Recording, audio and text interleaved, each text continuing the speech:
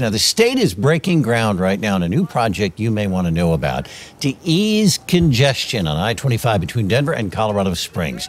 Copter 4 flew over that stretch this morning. It's where the interstate goes from 6 lanes down to 4.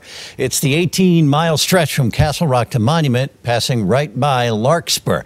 The disappearing lanes slow that traffic at pretty much any time of the day. You may know that. Mackenzie O'Keefe joining us live from that stretch of the South Gap. And Mackenzie, the state wants to get this done, I understand, as quickly as possible.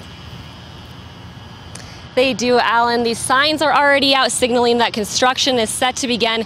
We'll show you, this is the stretch of roadway right over here where it's causing quite the headache for drivers. For us today, we were driving 60 miles per hour, went to a dead stop, also hit traffic. It's caused quite the stir up on this highway. Now they're hoping that the improvements here between Castle Rock and Monument will overall make it a safer commute for drivers.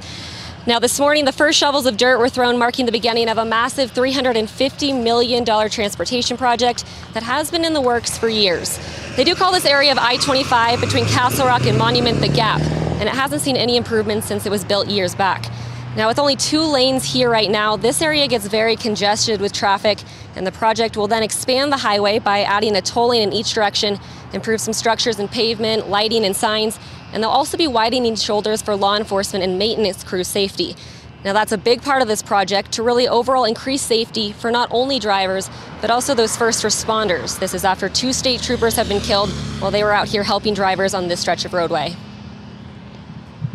It's just, again, another opportunity to see where the legacy and the commitment to safety and to serve that those 2 people made continues even though they're gone.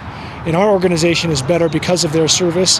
Colorado is better today, and it will continue to get better because of their service. You take your foot off the gas, nothing stays the same. You start slowing down your efforts to create jobs and a strong economy, it's very hard to regain that momentum.